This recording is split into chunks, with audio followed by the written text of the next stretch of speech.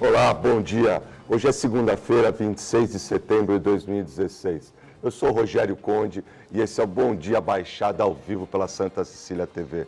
Recebemos em nossos estúdios o consultor publicitário Diego Martins e o especialista em direito digital José Roberto Chiarella.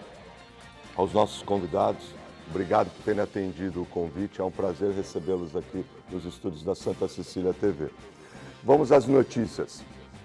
O Tribunal de Contas da União pediu neste sábado que ex-integrantes do Conselho de Administração da Petrobras, entre eles a ex-presidente Dilma Rousseff, sejam responsabilizados e sofram bloqueio de bens por perdas na compra da refinaria de Pasadena, nos Estados Unidos. É a primeira vez que o setor de auditoria da Corte propõe bloqueio de bens dos conselheiros por prejuízos em negócios. Esse já é investigado na Operação Lava Jato. Dilma era ministra da Casa Civil do governo Lula e presidente do Conselho de Administração em 2006, quando foi aprovada a aquisição dos primeiros 50% da refinaria. Bom, primeiro quero dizer aos nossos telespectadores, pedir desculpas, que eu estou quase sem voz, mas é um prazer e uma realização tão grande fazer o Bom Dia Baixada, que mesmo assim eu estou aqui hoje e agradeço desde já a audiência de vocês. Bom, Chiarella, de novo obrigado. Eu estava lendo a notícia da questão de quebra, né? Você está quebrando a personalidade dos envolvidos, daqueles que eram gestores na época, eram do Conselho Gestor da Petrobras, por ocasião da compra da refinaria de Pasadena, que é sabido, foi um péssimo negócio para a Petrobras. Como é que você enxerga o fato de agora essas decisões estão sendo tomadas cada vez mais, como a quebra de personalidade jurídica, enfim, entrar nos bens das pessoas físicas? Como que você enxerga isso? Bom dia a você que nos assiste, Conde, colega de mesa. Esse ponto especificamente, não é? Aqui é uma questão de gestão temerária mesmo. Então, quando a gente vê que o gestor, no caso aqui, todos que citaram, ex-presidente Dilma e o restante que estava lá na gestão desse negócio, obviamente esse negócio foi feito a detrimento do benefício da sociedade brasileira, tem que responder. E essa quebra, na verdade, não houve quebra nenhuma, houve bloqueio de bens. Bloqueio de bens é para se apurar, apurando responsabilidades, e aqui nós não estamos formando juízo de valor que um é culpado, o outro não é culpado. O ponto é o seguinte, houve uma gestão temerária? Houve. Isso aqui ficou constatado. Agora, apurar responsabilidades. Se houver responsabilidade, tem que repatriar dinheiro do nosso país que saiu, seja lá para que lado foi, para que utilização foi. Os responsáveis têm que responder. E o gestor, na época, ele tem responsabilidade. Vamos traçar um paralelo aqui, analógico, para você que está nos assistindo poder entender. Se você, aqui em Santos, tem inúmeros prédios. Esses prédios todos têm síndicos. Síndicos têm responsabilidade. Se há gestão temerária lá, quem responde? Síndico. O que não muda? A mesma coisa. Ficou comprovada a gestão temerária, tem que responder. Inclusive a ex-presidente Dilma. Diego, obrigado também pela presença. Naquela ocasião já foi muito comentado o fato de que era, a análise dos técnicos, um péssimo negócio. Mesmo assim, foi concretizado. E a presidente Dilma, quando isso veio a público, alegou naquela ocasião que recebeu um relatório que indicava que o negócio era bom. Como é que você enxerga agora essa reviravolta e essa situação toda, com ela já afastada e tudo isso? Primeiro quero dar um bom dia ao colega de mesa, ao Rogério, parabenizá-lo, né, como diretor de futebol da Portuguesa, pela vitória, pela Briosa. Motivo por sinal de eu estar sem voz. E parabenizar os outros membros da diretoria, o presidente Lupércio. Eu acho que o doutor colocou bem, tanto na iniciativa pública quanto a privada, você tem que ter o mesmo critério. Se a pessoa, na privada a pessoa é responsabilizada, provavelmente ela vai ser mandada embora e ter algum tipo de consequências que for demonstrada má fé. No público deve acontecer a mesma coisa. Então, eu acredito que se a Dilma ela alega desconhecimento por terem fornecido um relatório que concluiria que a compra era boa, se ela não errou na leitura do relatório, ela errou ao eleger as pessoas responsáveis pela emissão do relatório. Então, de qualquer maneira, a culpa é dela. Entendeu? Não tem isenção de culpa nesse caso. Eu acredito até que seja cedo para nós falarmos assim, foi uma boa compra, uma má compra, porque o mercado mudou muito nesse tempo, poderia ter ocorrido uma má compra. O que chama atenção são os valores. Os valores, de qualquer modo, foram valores exorbitantes. Nos Estados Unidos mesmo se falava dos valores, muito além do que o mercado absorveria.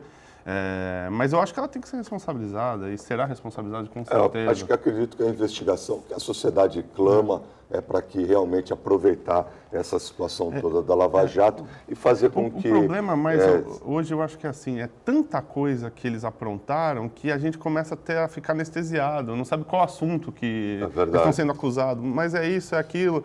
Então a população já está até anestesiada, assim, a gente está perdendo o poder de se indignar de tanta coisa errada que eles fizeram. Eu acho que o único cuidado que se tem que tomar num momento desse, não é você não ser investido de engodos, de mentiras.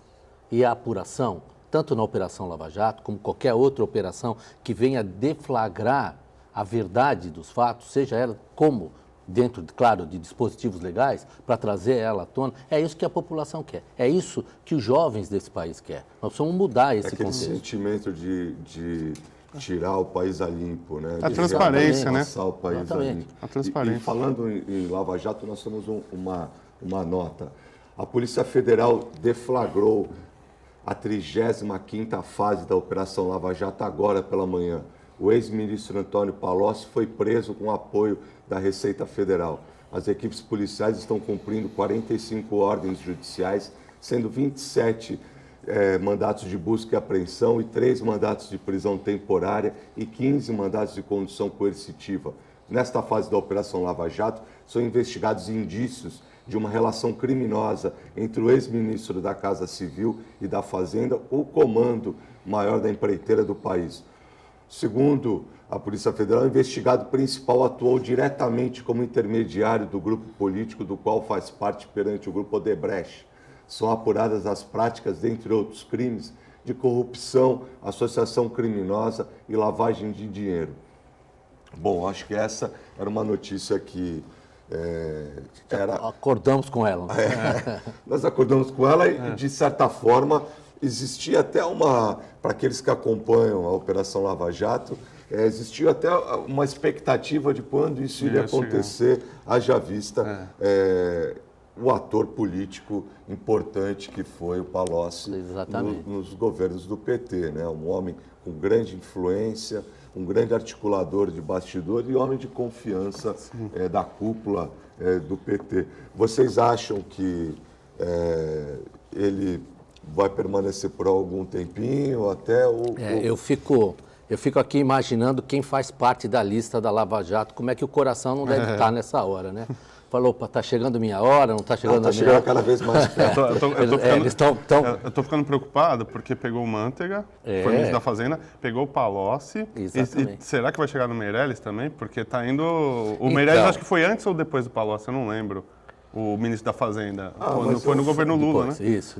Acho que foi depois. Então, a gente não pode perder, o ministro. Eu queria... Quanto à prisão do Palocci e essas prisões que têm acontecido na Operação Lava Jato, existem juristas, né, criminalistas, que divergem em algumas opiniões e os advogados fazem seus papéis ali defendendo os direitos dos seus clientes, que é constitucional. O direito de defesa é constitucional. Claro. Ninguém pode tirar isso de ninguém. Seja lá quais forem os argumentos utilizados pelos nossos colegas. O que eu vejo, no meu ponto de vista em particular, esse tipo de atitude não é uma atitude midiática, muito pelo contrário.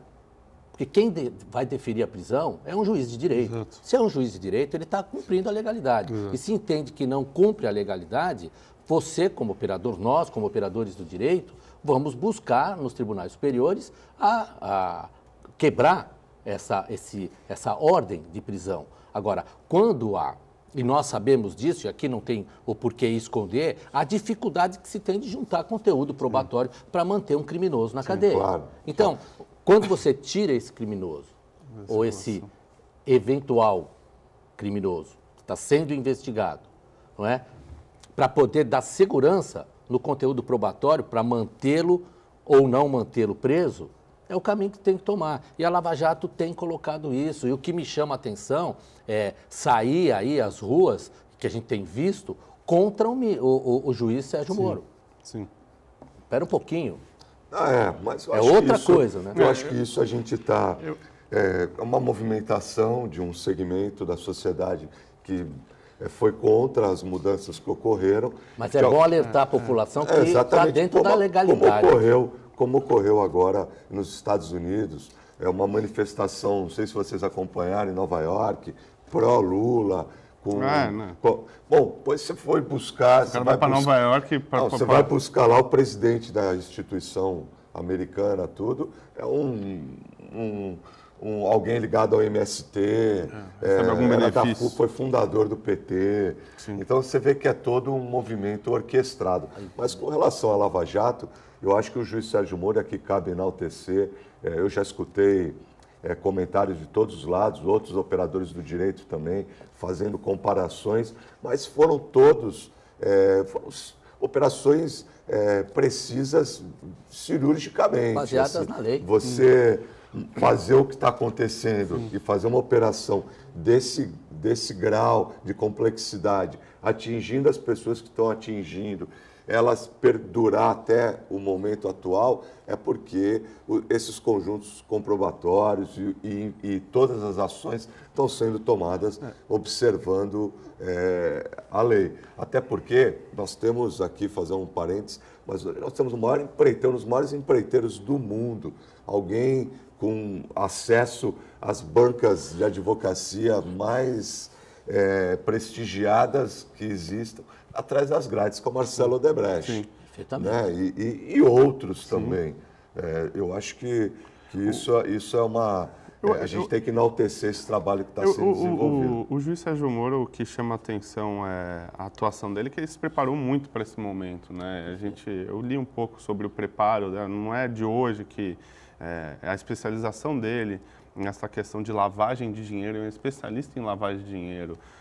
A gente tem muita sorte e a blindagem que a população está dando para ele é muito importante, porque o Congresso queria efetivamente passar algum tipo de anistia, poderia realmente isso acontecer, como aconteceu na Itália e foi por água toda a operação, que foi uma referência, Operação Mãos Limpas, mas chegou a determinado momento que o cooperativismo deu o tom. Eu acho que o que pegou na semana passada, e a falha, ao meu ver, não uma grande falha, mas é uma falha que expõe o juiz e expõe a Polícia Federal, foi da Polícia Federal na vigília para prender o Manteiga, não verificou que a mulher dele estaria internada e seria operada. Eu acho que o que pegou foi o clamor popular e eles fizeram um discurso em cima disso e acabou, que eu vejo muito o Globo News, até pessoas que são a favor da Lava Jato falaram assim, acho que a falha foi na comunicação, a falha foi em saber o time correto e deixou ele exposto e ele pediu desculpa até nesse sentido, entendeu?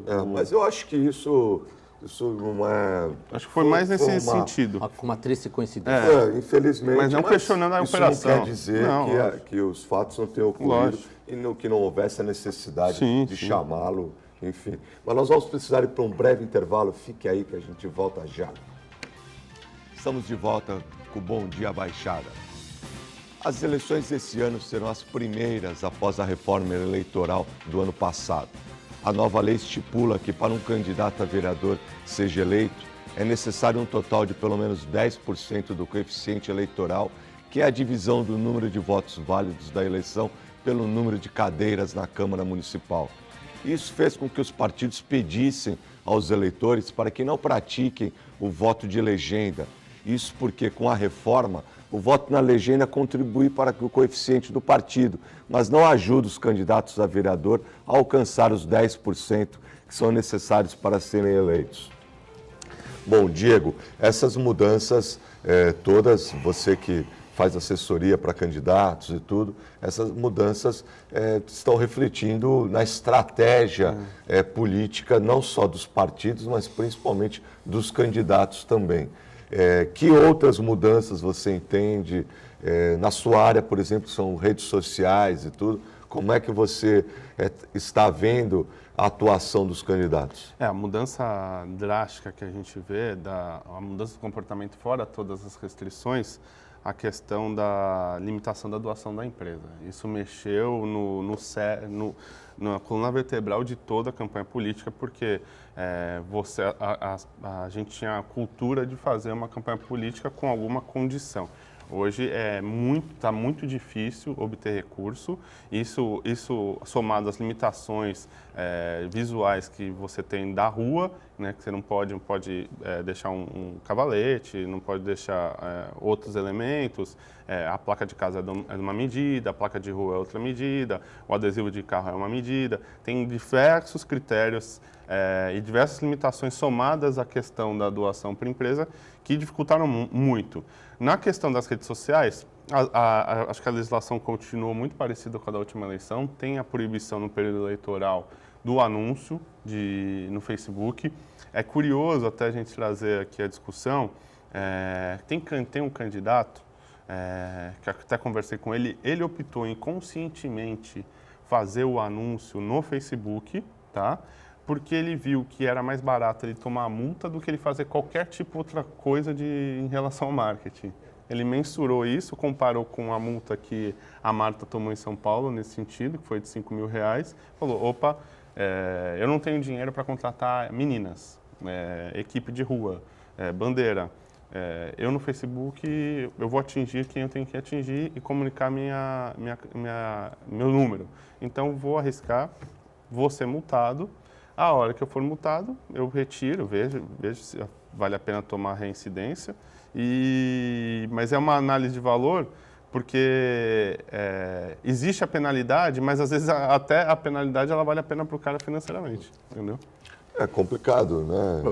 São leis que nasce a aplicabilidade, a lei ela nasce, existe, está lá, vamos aplicar e na hora de sancionar nós vamos nos deparar com lei mal feita. Então, a sanção tem que ser o objetivo final e o maior, não é? Na questão de punição. Agora, vai depender, com a falta do recurso, né, os aqueles que assessoram, precisam reinventar suas campanhas. E hoje é bem difícil, porque o recurso é o que movimenta, né? A gente sabe disso.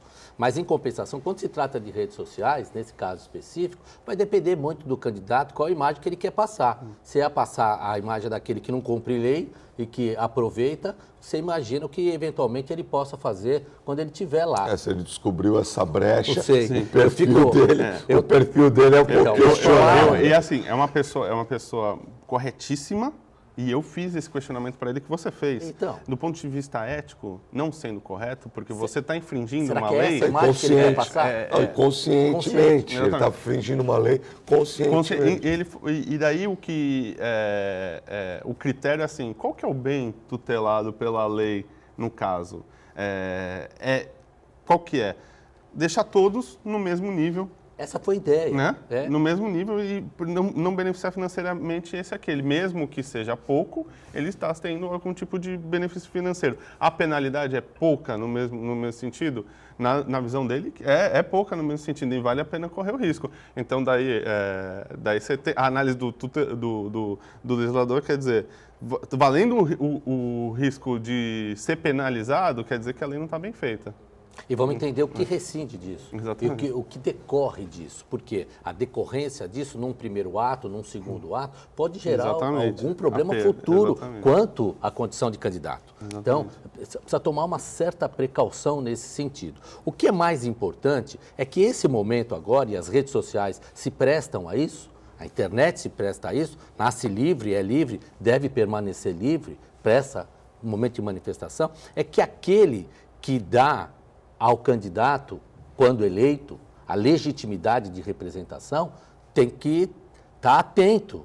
Esse é o objetivo maior. Porque tudo isso que nós estamos vendo agora em campanha está falando diretamente ao eleitor. A nós. Claro. Então, é essa consciência que a gente tem que fazer. Então, quando a gente... Campanhas, debates, os debates são sensacionais. Ontem o debate foi algo que... Para quem... Foi o debate ontem, eu acho que foi marcante também para a festa da democracia. Para quem teve paciência de assistir, não é? Foi, e a gente nota que tem alguns que já estão se destacando no preparo, eles conseguem mostrar isso, né? E outros nem tanto, tá? E fica para análise de cada um. Mas, voltando aqui a essas questões das redes sociais e da regra em si, há que ter limites mesmo, como de fato tem, né? E a gente sabe que campanhas sem limites acabam gerando impedimentos.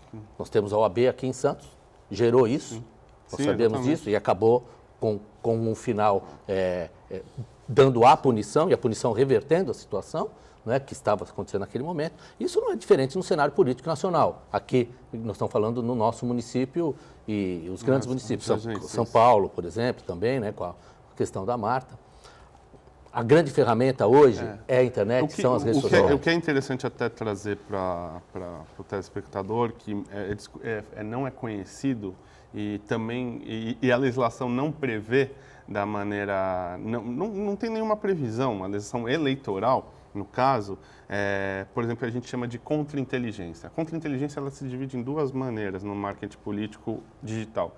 Ela pode ser no sentido de proteger e blindar o candidato e pode ser no sentido de enfraquecer pontos fracos do seu adversário para você poder crescer na pesquisa. O que ocorre o Facebook não está preparado para isso. E a resposta do Facebook é muito demorada.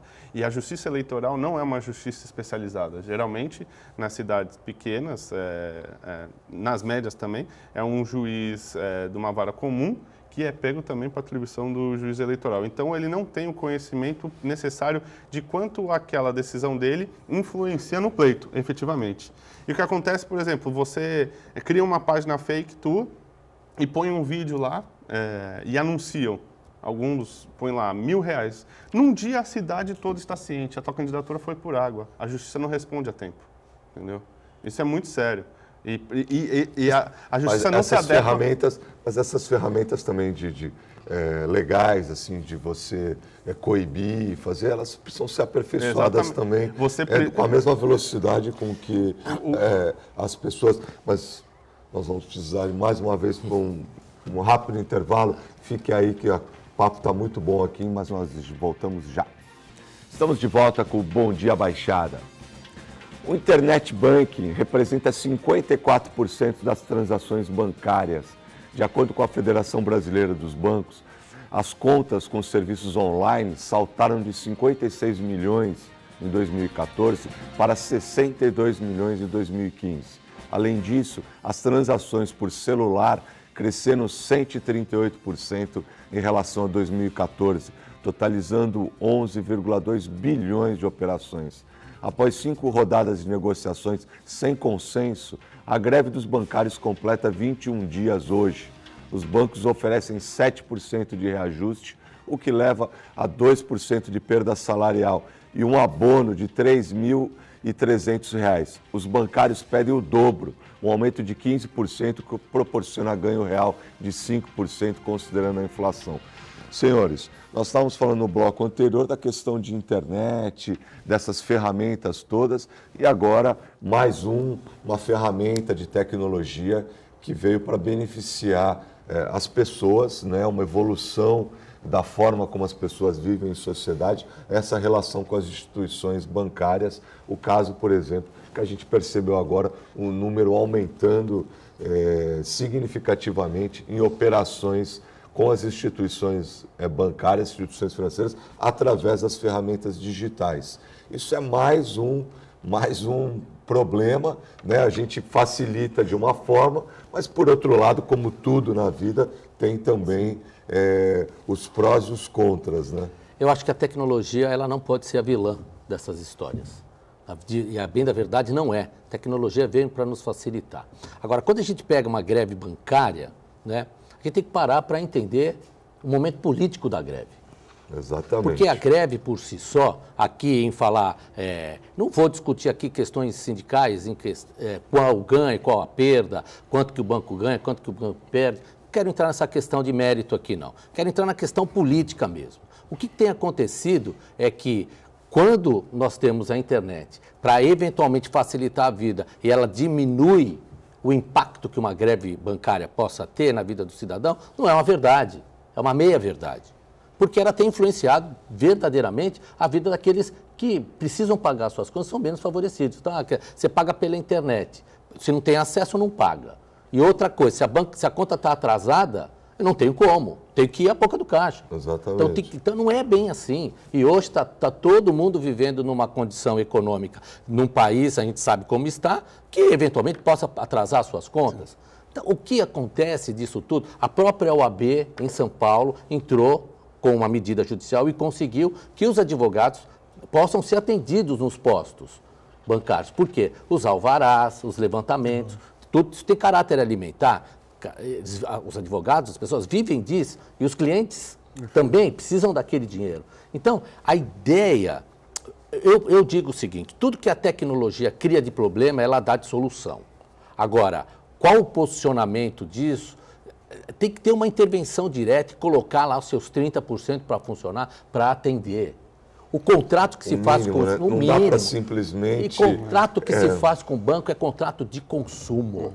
O banco tem que responder por isso, seja lá qual for a questão da operação bancária. E se tem vulnerabilidade nessas questões de trato pela internet bank, o banco também responde por isso. Eu sou muito taxativo nessas questões, que a população precisa saber disso. Agora, a greve dos bancários é uma greve política.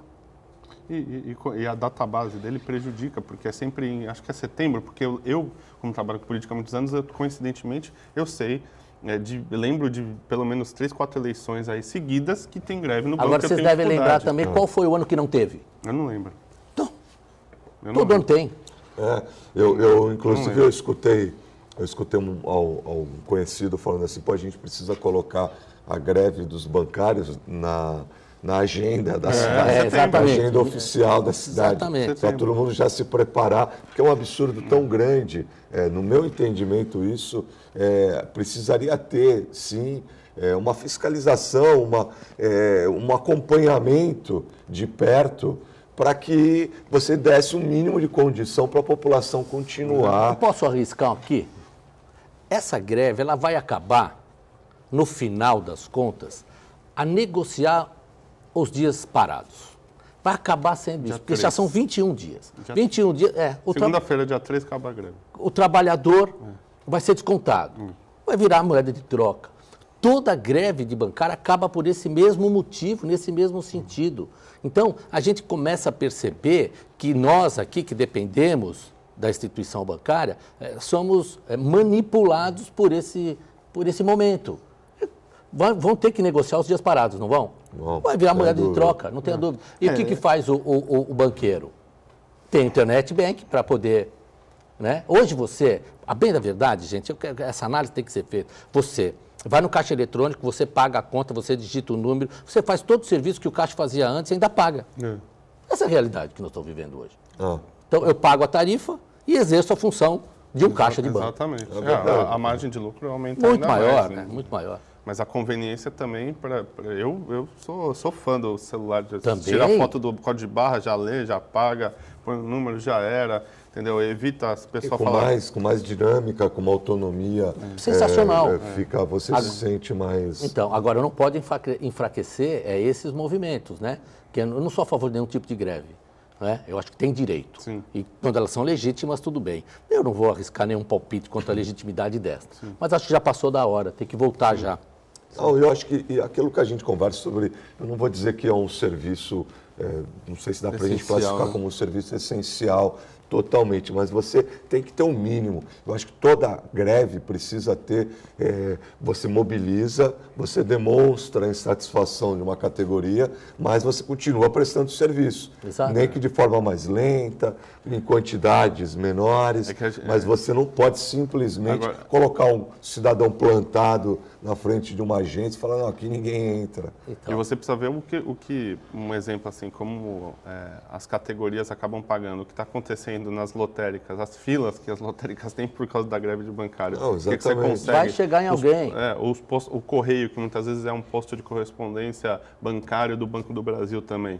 Então, assim, tem consequência. Então, se é para ser um posto de atendimento, a lotérica, o correio, eu estou falando porque eu acompanho muitas vezes as batalhas dos lotéricos. Eu sei que os lotéricos aumentaram muito os serviços que eles têm que prestar e as margens diminuíram, entendeu? Então, muita gente fala assim, pô, antigamente a gente... Pô, Não, se o cara tem loteria, tá ganhando dinheiro, entendeu? Não, Vou te falar, a loteria já não é tão bom negócio E assim. nós temos uma nota referente ao assunto.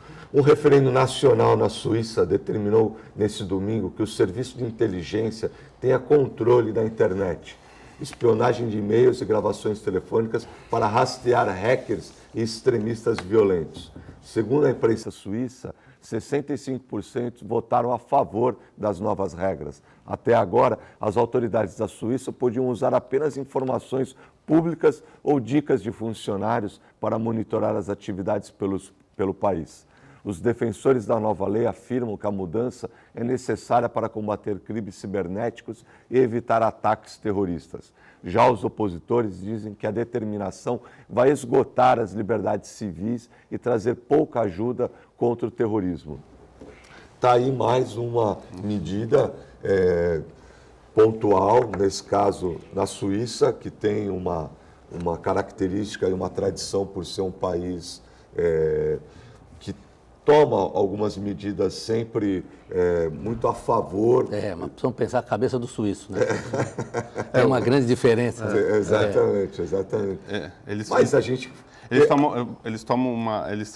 Eles respeitam a privacidade e o sigilo mais do que qualquer... Claro. Né? São precursores nesse sentido. E agora tomam uma decisão apoiada, segundo a nota, por 65% da população. No país, nós temos uma lei em vigor, que é o Marco Civil da Internet. O Marco Civil da Internet, primeiro artigo, junto com a Constituição do nosso país, ele diz que a internet é livre e garantir os dados sensíveis. Quais são os dados sensíveis? Aquele que a gente sabe, se for tomado de nós, não vão nos prejudicar de forma econômica ou até infringindo a nossa moral. A liberdade de expressão aqui e o direito à privacidade é inerente à própria Constituição e à própria lei. Agora, o que a gente precisa entender? Quais são os limites disso? Quando a gente fala em liberdade de expressão, tem limite. Ela é relativa, ela não é absoluta. Sim. Porque quanto mais eu vá adjetivando nos meus conteúdos, eu vou deixando de exercer a minha liberdade e vou passando a acusar ou adjetivar, ofender, caluniar, difamar, coisa dessa natureza. Aí eu saio por um crime. Quando eu falo em segurança da internet, a palavra de ordem dentro de um país que quer se desenvolver é um compliance. E o compliance é a palavra de ordem no sentido de você e as empresas se precaverem nos seus dados. E você, de forma pessoal, também. Por quê? Nós não nos manifestamos com as nossas opiniões e com mensagens que mandamos sempre através de um aplicativo, de alguém que comanda isso, de alguém que tem o domínio disso. Estão falando do WhatsApp, estão falando do Facebook, estão falando de todas as ferramentas nas redes sociais que proporcionam as nossas comunicações e movimentam mesmo, né? Aí, qual é a ferramenta que eu tenho para combater um fake, por exemplo? Qual a ferramenta que eu tenho para combater o WhatsApp que, para mim, de uma forma falaciosa, diz que está tudo criptografado e não pode contribuir com uma investigação criminal? Isso não é verdade. Pega qualquer técnico de TI para você ver como isso é possível. Sim. É possível. Então, o que há, na verdade, a gente precisa ter aqui um acordo de colaboração, internacional, inclusive. Porque se eles estão operando de fora do país para cá, a soberania do país vale aqui. É muito difícil a internet, eu concordo, doutor. A internet não tem muros. Não tem fronteiras. Não pode não ter. Tem. Então, quer dizer, um acordo internacional, daí o cara vai num país que é uma microilha e coloca a empresa lá hospedada, põe o servidor dele lá e fornece o WhatsApp para o resto do mundo. Quem é que segura um negócio desse? O firewall que segura um negócio desse? Eu fui para a China e tentando usar o WhatsApp, tive que pegar o VPN e o Facebook você não entra. Aí você é quase uma falta, você sente falta de ar, até fala assim, meu Deus, eu não consigo usar o WhatsApp. Daí você consegue o VPN, às vezes você consegue, você não consegue. E o problema, o que eu vejo assim, como a internet não tem fronteira, qualquer paizinho, se a gente fecha com a Europa, com os Estados Unidos, com a Ásia, alguns países, com a Oceania, com a África, Um paizinho ele vai colocar, o Facebook vai para lá, o WhatsApp vai para lá e a gente vai continuar com o mesmo problema. Eu não vejo como solucionar esse problema, não vejo uma solução efetiva na questão de fornecer dados de quem comete crime para a justiça. É muito complicado, né? E a gente teve casos aí, hoje o WhatsApp, ele não é um meio de comunicação só, ele virou uma ferramenta de negócio. Tem gente que vive de vender roupa no WhatsApp em grupo, tem gente que vive de fornecer comida. Isso perfeitamente. Entendeu? E acaba com o negócio do cara. Mas aí, quando a gente fala dessa sem fronteiras, sem limites, de fato ela é sem fronteiras e sem limites, né? Mas quando eu falo em processo de investigação, o processo de investigação nasce para ter um acompanhamento.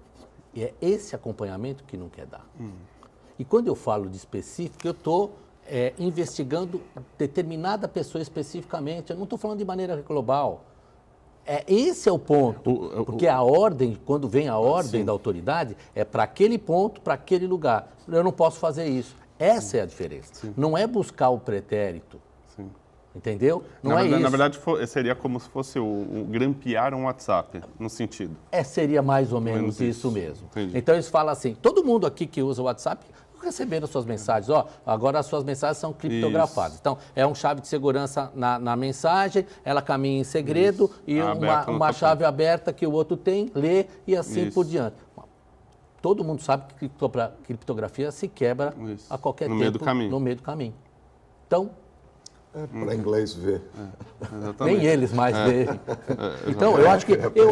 Quem efetivamente comete crime, assim, que a gente tem notícia, ele usa outros, né? Só uma coisa, está aumentando muito.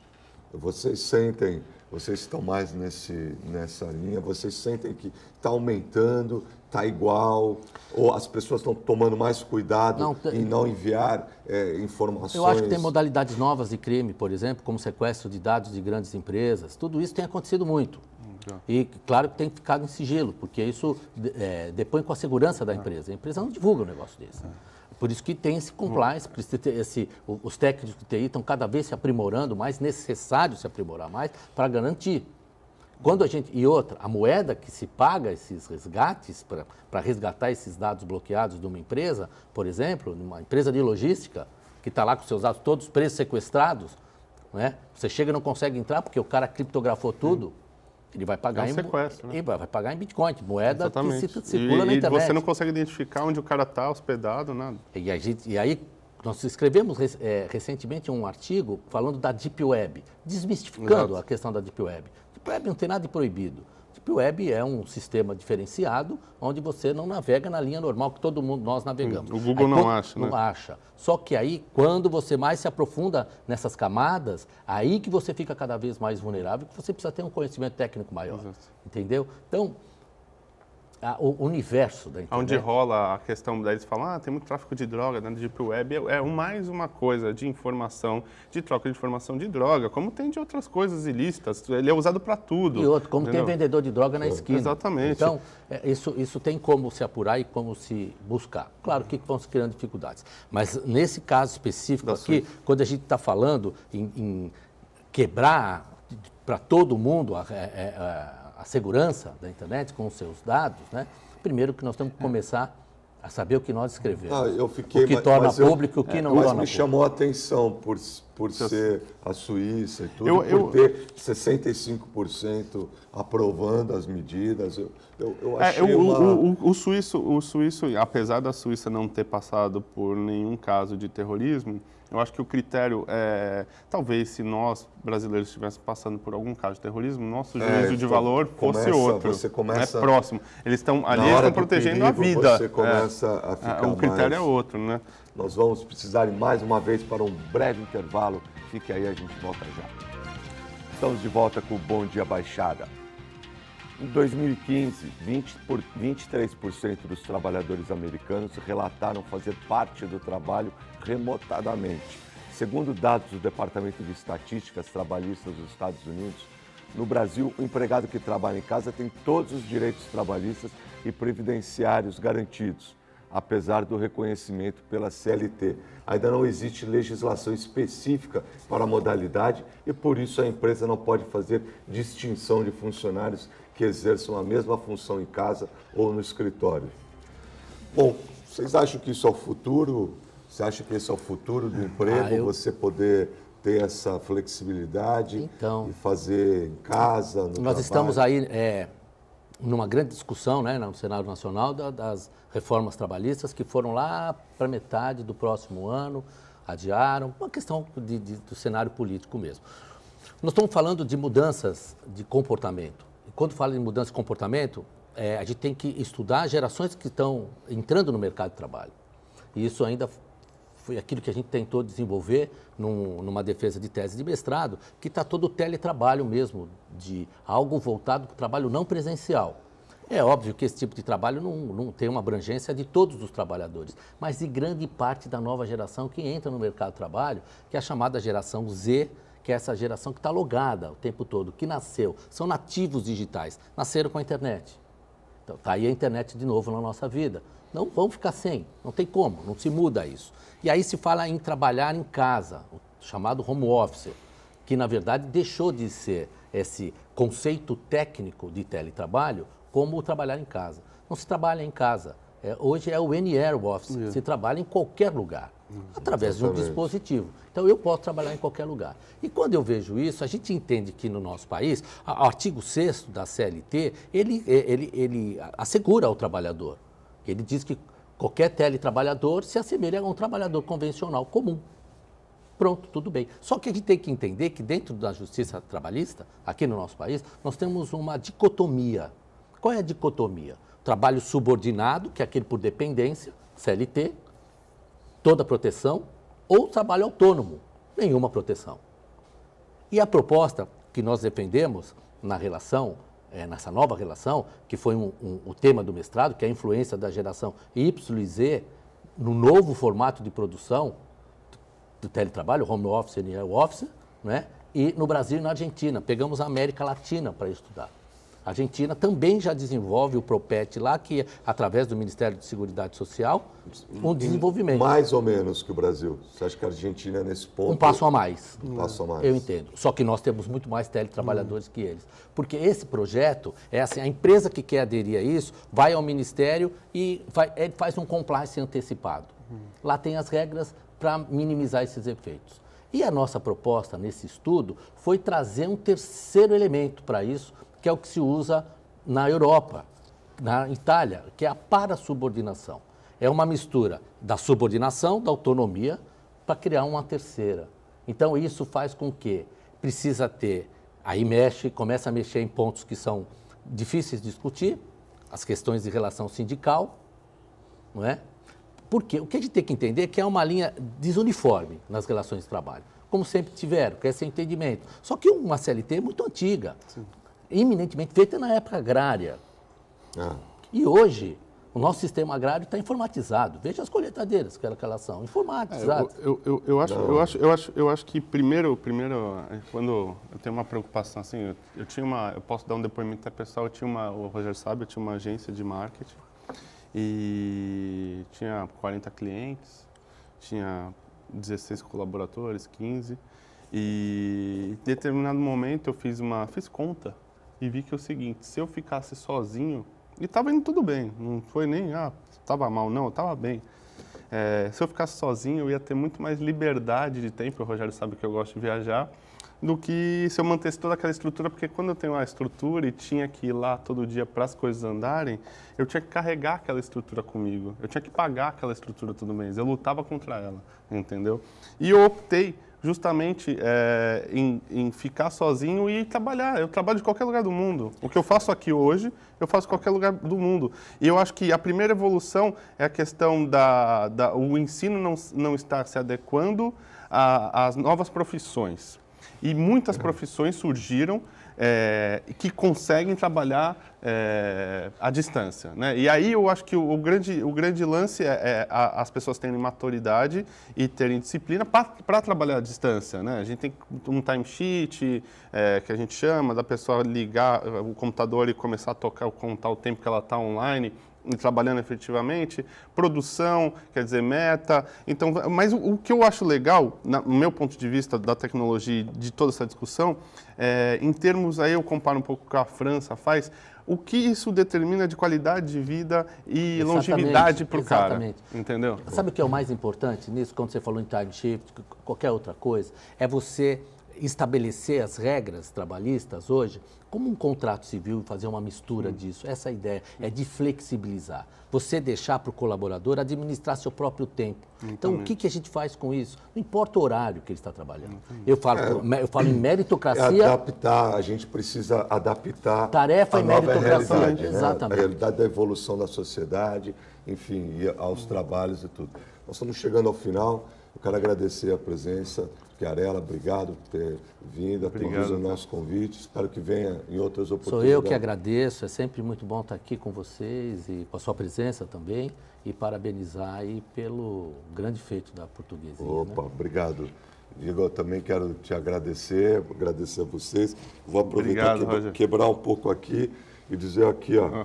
Colocar aqui a bandeira, a camisa com o escudo da Portuguesa Santista, que depois de muitos anos conseguimos o acesso e foi um prazer participar de tudo isso. Parabéns a vocês da diretoria e a Santa Cecília que contribuiu.